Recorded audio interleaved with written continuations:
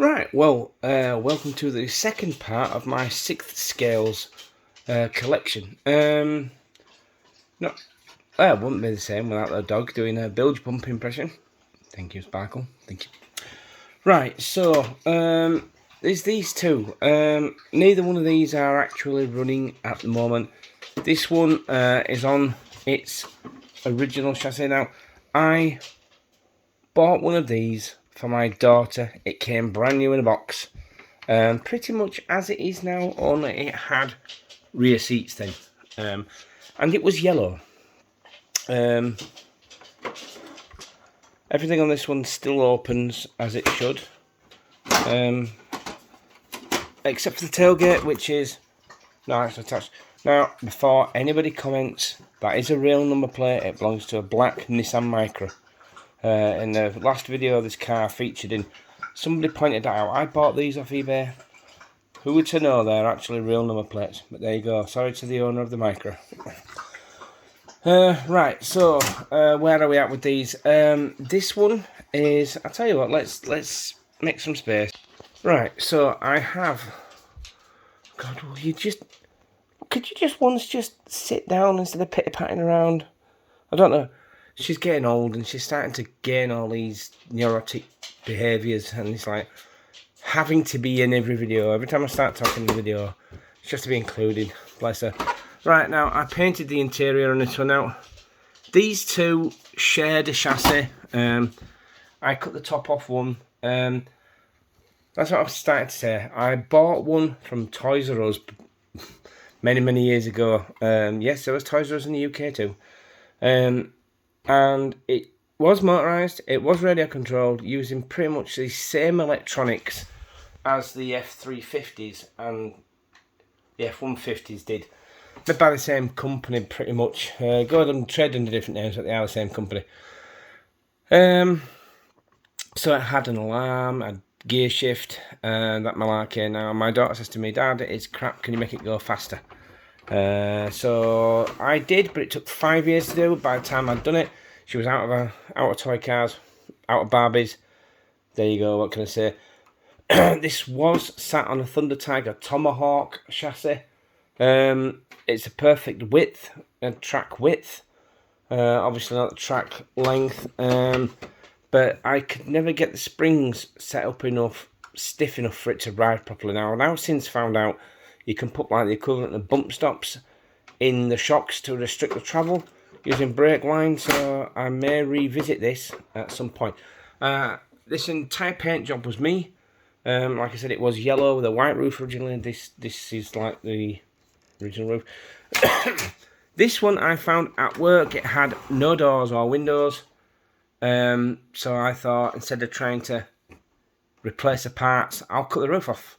Now all the trim pieces, they're all around somewhere, in little baggies and stuff. While I'm having my big die-cast models sort out, I'm finding pieces of all sorts. So yes, this one I need to remake. I started to make new doors for it. I was going to bond them on, since it has no roof. If you wanted to put something in the driver's seat, not a problem.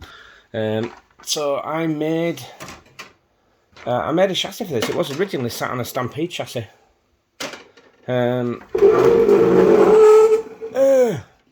So I made a floor pan for it out of plastic, which is very heavy. So I may, now that I've started making them out of aluminium, revisit this one also. So that one's, apart from the doors, that one's pretty much intact. Now, I used part of this roof actually to extend the roof on the Excursion.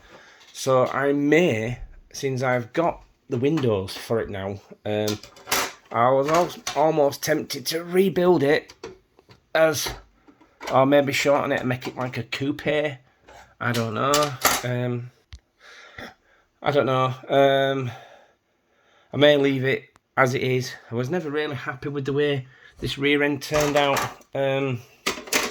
So now that I've learned a lot about bodywork since I first started this, I may revisit it and redo it. And it was one of those where the paint never really went properly. Every now and then you use car paint and it doesn't work on plastic. Something I'm doing wrong, I'm sure. but yeah. So that's I'd have to. The spare seats from the F350s are now residing in the back of the Excursion, so I haven't even got any seats for this now. So I don't know what to do with this. But the one I was most excited about, but never got around to, was this.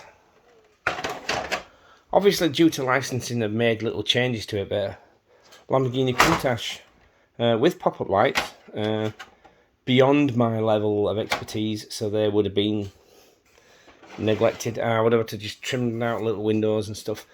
Yeah, it's got a fairly small wheel size, so larger 1.9s probably would have worked, or 2.2s would work on this.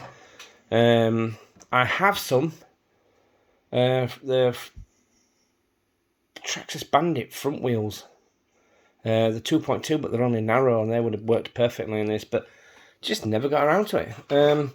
I found it at work.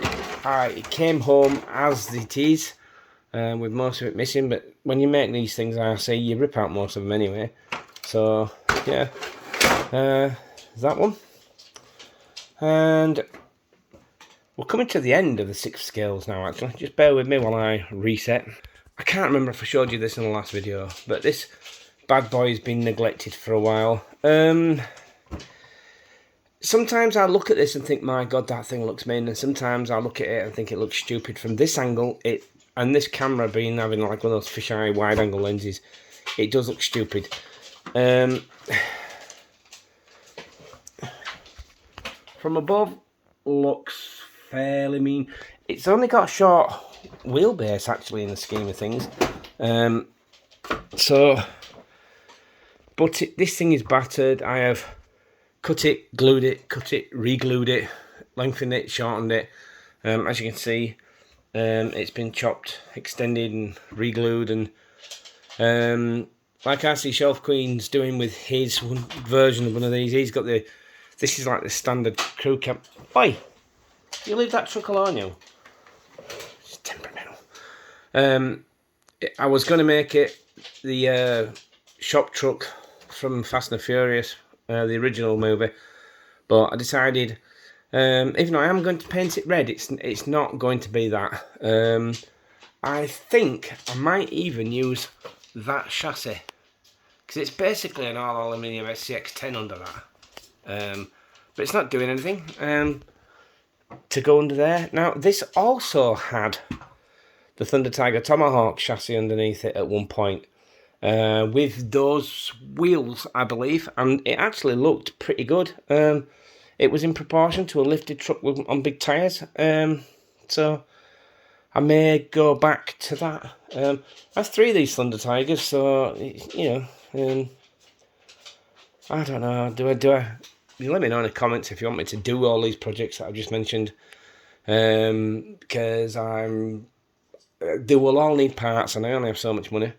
My real car is off the road again, so I'm currently having to walk and get taxis, so it's costing me a fortune, even though fuel is £2 a litre. That's like nearly £10 a gallon at the moment, and that's also killing me. Right, people keep asking me to look underneath this puppy. It's heavy, it's heavy. There, it's just a standard Traxxas Emax underneath. Standard, except for that when it was extended, I made longer drive shafts for it, which I will do again when I put it under, when I do the 1/6 scale extension for this. Now,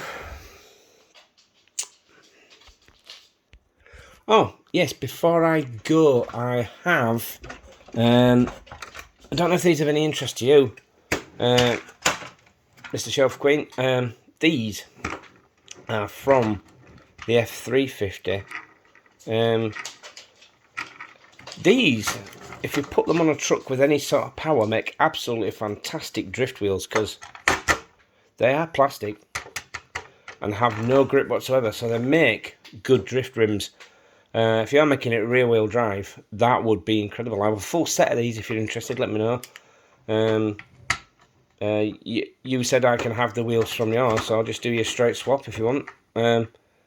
You have a set of these, and I'll send you a set of them. They are.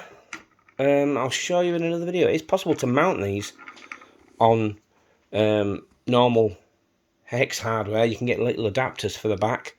I don't have them to hand, but they're easily found on eBay. In fact, they're actually the back from like RC 4-wheel drive's version of those wheels. The back piece, my finger in it, is the back piece that they're bolted to, fits onto the hex. You can actually buy those separately, and those are really good.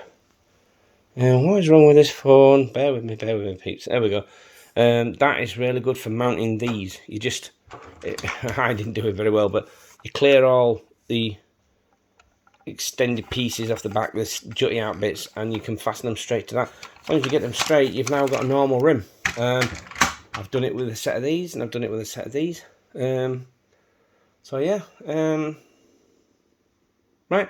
Well, that's all my 6 scale vehicles now. Whether any of those 3 see any action, I'm undecided. I've got so many projects ongoing. These are really at the back end. They're so on the back burner, they're not even near the cooker.